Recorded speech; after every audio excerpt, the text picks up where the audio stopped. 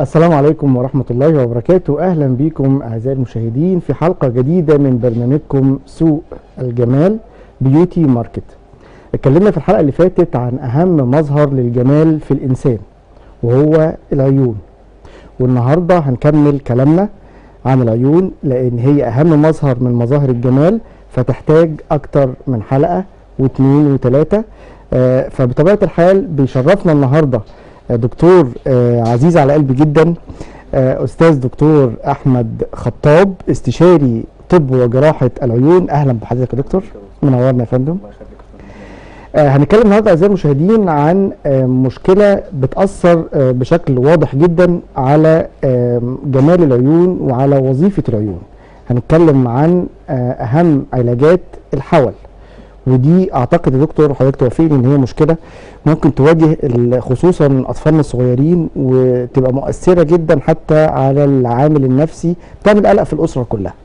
فحضرتك يعني مشكورا كلمنا الاول عن اهم انواعه ونسبه حدوثه والنصايح بتاعت حضرتك الجميله. الله يخليك دكتور ياسر، اهلا بحضرتك وكل سنه وحضرتك طيبين جميعا. وانت حضرتك طيب يا فندم. هو الموضوع الحول فعلا ليه علاقه بالجمال، ان هو الجمال برضو في الموضوع التناغم دوت، ان حركات العين مع بعض، ان احنا لما بنيجي نبص على حاجه يمنا او شمالنا عندنا الاثنين بتتحرك بنفس المعدل ونفس السرعه، وبحيث ان هي تحافظ على رؤيه واحده، صوره واحده جميل. تصل للمخ من العين اليمين ومن العين الشمال.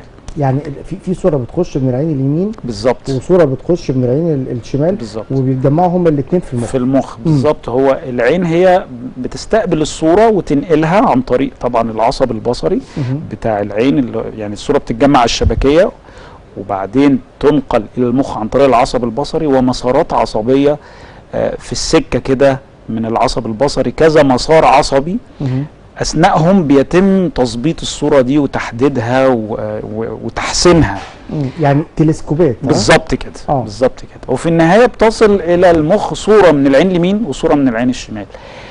دمج الصورتين دول ببعض ده حاجه جميله ومهمه جدا في وظيفه الابصار نفسها، اللي هو بيدينا الشكل ثلاثي الابعاد للاشياء. يعني ان احنا نقدر نحكم على عمق الشيء دوت او شكله يختلف جدا لو احنا قفلنا عين يمين او عين شمال، غير ان احنا بنبص بعينينا الاثنين بشكل طبيعي.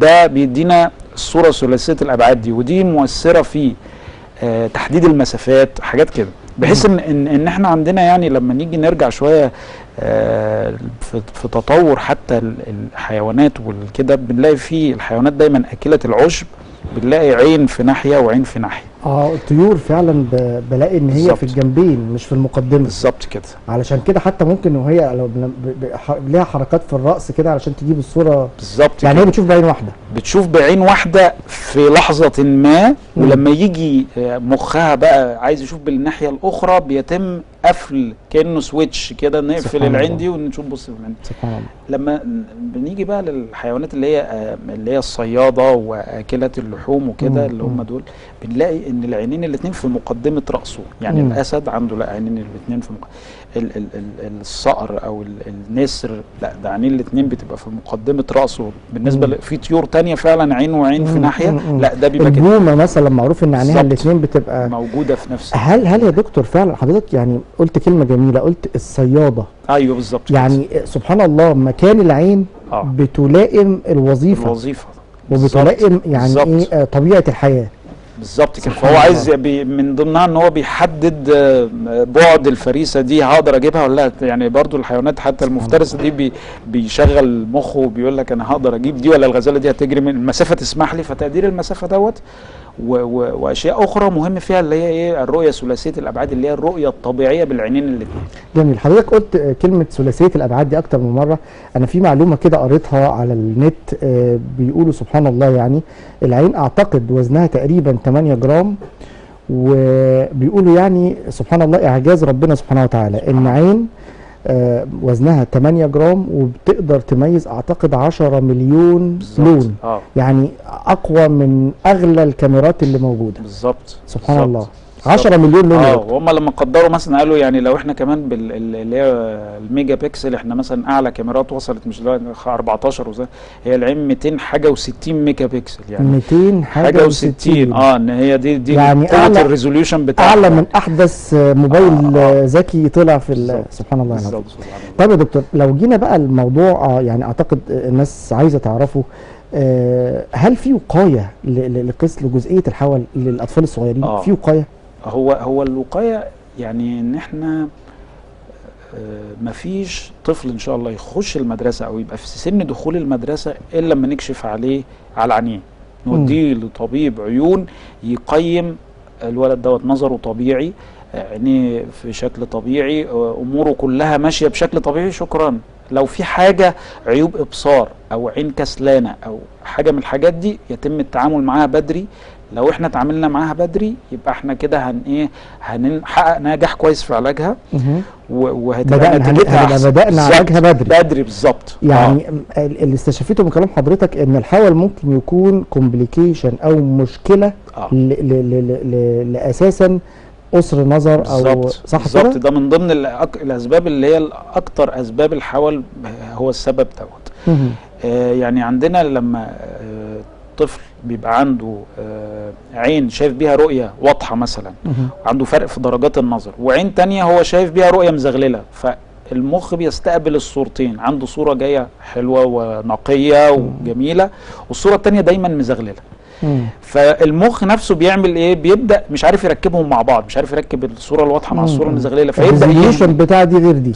بالظبط يبدا يهمل العين اللي جايبه له صوره مزغلله نتيجه مثلا عيب ابصار مثلا. يعني عين مثلا ما فيهاش عيوب ابصار خالص، العين الثانيه فيها زائد 3 درجات طول نظر على سبيل المثال مثلا.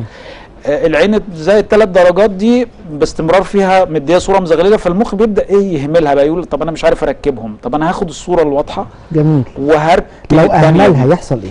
احنا قلنا في المسارات العصبيه بتاعتنا من العصب البصري كذا مرحله. المسارات دي لما هو بيهمل الصوره، مش عايز الصوره من العين دي، المسارات العصبيه بتاعتها بتضعف، يعني ما بتبقاش شغاله بكفاءه. فبيحصل اللي هو بقى ده اللي هو المصطلح اللي احنا نقوله اللي هو الكسل الوظيفي. كسل الوظيفي ان العين نفسها سليمه، ممكن يكون فيها عيب ابصار بس ده مش مرض، يعني ده درجات تتصلح بنضاره، لكن العين دي سليمه تماما، ما فيهاش مثلا ميه بيضاء، ما فيهاش عتمه على القرنيه، عين سليمه يعني تماما. مشكله بسيطه، يعني ممكن ان احنا كنا نحلها ونتلافى المشكله الكبيره بالظبط كده اللي هتبقى اللي هتاثر جامد جدا في الطفل وفي نفسيته. بالظبط كده. طيب انا طبعا عايز حضرتك تكمل الاسباب، بس انا عايز اتكلم في جزئيه مهمه جدا، ان الحول بالنسبه للطفل الصغير بيأثر قوي عليه بعد ما يبدأ يفهم ويتعامل مع الناس اللي حواليه، ويبدأ زمايله في المدرسة نفسيا بيتأثر. وحتى هو لما بيبقى الدكتور يقول له لازم تلبس نظارة علشان ما بيبقاش عايز يلبسها، اعتقد ممكن يبقى فيه سبب نفسي ان هو مش عايز يلبس النظارة. بالظبط. هو طبعا احنا يعني برضو حتة الناحية الثقافية دي محتاجين نعليها برضو بالكلام اللي حضرتك بتقوله دوت، كلام جميل ان احنا ان حد يكون في طفل بيلبس نظاره، ده فعلا زمايله في المدرسه ما بيسيبوهوش، يعني باستمرار في لسه التعليقات اللي هي القديمه 4 مش عارف ايه عيون، والكلام اللي هو الكلام مش مظبوط وحاجات كده كتير دي لا بس فعلا يعني لا فعلا الحاجات دي مؤثره، يعني اصل دي ثقافه مجتمع، دي بقى انت عايز نعلم، نبدا حتى لما يكون في اختلافات بين انت ما بتلبسش نظاره، في غيرك زميلك ده بيلبس نظاره وهو طبيعي وانت طبيعي، فما يبقاش هو الطفل ده يعني نعقده من موضوع يعني النظاره، لان دي حله الوحيد. واجب على الاسره للطفل السليم، يعني ان هو يفهموا ان لو في مشكله صحيه عند حد من زمايلك يتعامل معاها ازاي. بالظبط. المدرسين برضه بدا يبقى نسبه الوعي عندهم كويس، يعني مثلا ان هو مثلا شايف طفل مش بيتجاوب كويس في الفصل او مستوى التحصيلي حلو، او مش شايف كويس من على البورد فبينقل من اللي جنبه، هو ممكن المدرس مره يزعق له، انما هو لما يلاقيه باستمرار مثلا مش عارف يجيب فبيقول له مثلا تخلي مامتك تكشف.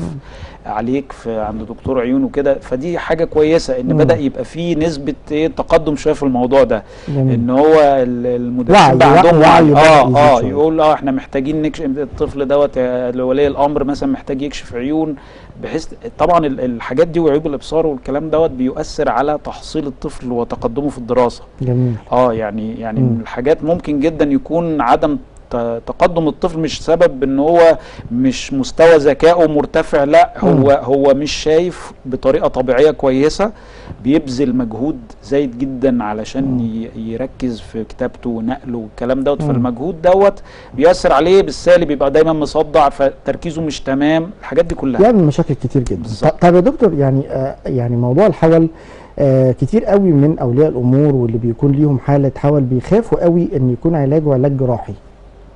هل الجزئيه دي سليمه؟ يعني مفيش حل للحول غير الجراحه؟ لا، هو في الحلول موجوده كذا حل، يعني على حسب نوع الحول. حسب نوعه بيتحدد. طب ايه انواع الحول بقى؟ ما انت احنا مثلا لما احنا نتكلم على في حول اللي هو اللي بيسموه حول انسي، ان هم اصلا الحول احنا قلنا ايه، لما في شكل بعيد احنا العينين الاثنين في الاكسس بتاعهم اللي هو المحور بتاعهم مسارهم وهو فعلا مسار بيسموه اللاين اوف سايت، او يعني ده خط الابصار بتاعك اللي هو من الشكل. جميل. مرورا بالعدسه بتاعت العين، مرورا بمركز الابصار على الشبكيه. جميل. اللاينز دول، الخطين دول بيبقوا متوازيين على الاشكال البعيده، بيبقوا متوازيين. لو حصل ديفييشن بقى اي الانحراف هنا عن التوازي ده يبقى فيه مشكله. يبقى هنا انحراف الخطين دول للداخل هيبقى ده حول الانسي، او يعني عشان من الانس ان هم قربوا من بعض، يعني الخطين قربوا من بعض متأنسين ببعض. او حول وحشي بقى العكس الانسي، يعني اللي هو البر، العين حادفه البر، او العين منهم حادفه البر. طيب ده كده احنا عرفنا ايه هو الحول. يبقى لازم في ايه انحراف في مسار خط الضوء ده، خط الابصار من العين دي للعين دي. والدرجه الحول في الغالب بتبقى ثابته، يعني هي بتبقى ثابته بين العينين الاثنين. يعني لو هو عدل العين دي وبص بيها، العين الثانيه تحول. دي جزئيه حلوه. يعني هو مش بيبقى حول عضوي في عين واحده. ما بيبقاش في عين واحده، مفيش مشكله في عضلات العين دي بالظبط. انما هي كل المشكله وظيفيه ان هو عايز يشوف الصوره بشكل حلو. فلو حاول يبص بالعين الثانيه دي الثانيه هي اللي هتحول، وهكذا. فالحول الانسي والحول الوحشي دول النوعين الاكثر شيوعا في التقسيمه الاولانيه. وبعدين الحول الانسي دوت مثلا في كذا نوع برضو منه. في نوع خلقي او بيظهر عند الطفل في اول 6 شهور ولا يعني هو بيبقى مولود بيها بس ما بنشوفهمش، ما بيبانش الا في خلال يعني هو مشهور ان هو يعني من بعد الولاده لحد اول 6 شهور ده نوع معين. جميل. ده يعني يعتبر خلقي ومفيش تدخل لينا فيه. بس الحول على فكره من الحاجات اللي فيها هو برضه بيجري في عائلات معينه اكثر من غيرها، يعني في نسبه وراثه، مش وراثه مباشره ولكن في وراثه برضه، يعني ممكن نقول امراض جينيه بالظبط كده. فمن دوت الحول الانسي ده الطفل المولود اللي في اول 6 شهور ده خلاص ده عمليه بلا شك، ده جراحه من اول يوم. ولكن الحول الانسي ده ان احنا نظبط الاكسس بتاعت العينين الاثنين عشان الطفل مراحل التطور النظر بتاعه في الاول ده يحصل على الرؤيه اللي احنا قلنا عليها، رؤيه طبيعيه بكل عين ورؤيه ثلاثيه الابعاد، ويتم دمج الصوره بتاعت العينين الاثنين. يعني ده الهدف من يشوف صح ويبقى النظر المظبوط تول سليمه او وسيله سليمه للتعليم الصح بالظبط، وللنمو الذهني والنمو العقلي، تاثر على حياته بعد كده فعلا. طيب الجراحه بتبقى في سن كام؟ بالنسبه للنوع الخلقي دوت اول ما يكتشف جراحه على طول، في اي سن اول ما يكتشف جراحه بالظبط كده. طيب ده ما بنستناش عليه، لان كلما كان بدري كلما كانت النتائج احسن. جميل. كلما كان متاخر يعني ولو في سن مثلا الولد مثلا فتح بعد شهر تتعمل له بعد شهر؟ لو موجود بعد شهر تعمل والله. بس هو دايما ايه العين في اول 4 شهور ما بيبقاش لسه تطور بيحصل، لسه بيكون التطور بتاع مركز الابصار لسه شغال. فانت بتدي فرصه 4 شهور ان جايز الموضوع يتصلح رباني. سبحان الله. ان هو المركز الابصار تم بقى خلاص، ده كده المستوى اللي احنا ان شاء الله هنكمل عليه. فاذا كان في حول ومستمر وموجود في فعلا تحسن يا دكتور سبحان الله في اول 4 شهور؟ لا هو يعني اول 4 شهور زي ما تقول ايه، نتيجه ان مركز الابصار في العينين الاثنين لسه ما نضجش نضوج كامل، فوارد ان عين تحدف للحظات وعين تحدف للحظات، ده مقبول في اول 4 شهور للحظات، مش ما يبقاش مستمر. جميل. انما لو احنا لقينا مثلا في اول 4 شهور دول العين محولة حول بدرجة كبيرة اللي هو الحول الخلقي دوت ومستمرة في كل الأوقات، لا ساعتها برضه هنتدخل معاه. ده مش هنستنى عليه. طيب الوقت مع حضرتك بيعدي بسرعة فائقة، فاحنا قدامنا دقيقتين، أنا عايز حضرتك تقول فيها الجزئية اللي أنت عايز توصل للسادة المشاهدين. تمام. احنا هنقول أولا نكشف على ولادنا وكشف دوري، احنا اللي بندور على العيوب الابصار وبندور على الكسل وبندور على الحول، ما بنسيبهمش كده لحد ما يبان الحاجه قدامنا وبعدين نبدا احنا ايه نتعامل معاه على الوضع الحالي. يعني احنا بنكشف دوريا. الكشف الدوري دوت الكل قبل دخول المدرسه، سواء 4 سنين 6 سنين نقدر نطلع معلومات كويسه جدا. لكن الفتره الاولانيه خالص لو لقينا احنا عين طفل بتحول ولو للحظات ولو وقتيا وان في يعني اي علامات بالظبط ده ممكن علامه ان في بدايه ان العين مش عارفه لسه المخ في عيب معين عمال يهرب مننا واحنا المخ هو اللي عمال يلم فيه، فالعين اللي بتحدف مننا دي. تاني حاجه يعني لما هنبدا ان احنا هنكتشف المشاكل دي بدري، هنبدا نتدخل معاها بدري وهنبدا يبقى نتائجنا احسن، والحاجات دي هتؤثر ان شاء الله على صحه ولادنا اللي هم دول احنا عملنا وكبرنا انما هم دول المستقبل اللي جاي. يعني دول اللي هيقودوا كل حاجه جايه، وهم ان شاء الله هم احسن مننا من كل النواحي ان شاء الله. حضرتك بتقول يعني بتوصي الساده المشاهدين، واعتقد ان مفيش حد من الساده المشاهدين محتاج انه يتوصى على اولاده. يعني من غير ما احنا نتكلم ونقول يعني مش هنبقى احن منكم على كل واحد ولاده دول عايزهم يبقى احسن منه في الحياه، كل اللي انا ما قدرتش احققه هو يحققه.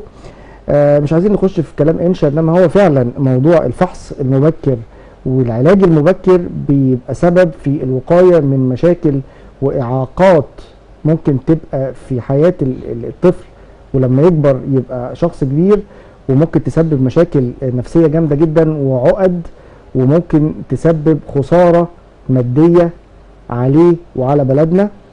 وانا مش عارف يا دكتور والله الموضوع محتاج نفرد له وقت اطول ان شاء الله، بس ان شاء الله تتعوض ان شاء الله. وانا سعيد جدا بلقائي مع حضرتك، وانا عن نفسي استفدت كتير، وارجو ان الساده المشاهدين يكونوا استفادوا من حضرتك. اشوفك على خير ان شاء الله. ان شاء الله دكتور ياسر، فرصه جميله. شكرا لحضرتك يا دكتور. شكرا لكم اعزائي المشاهدين لحسن متابعتكم لينا، ويا رب نكون سبب في فايده حضراتكم. استنوني ان شاء الله يوم الخميس اللي جاي الساعه 4 عصرا، سوق الجمال بيوتي ماركت. السلام عليكم ورحمه الله وبركاته.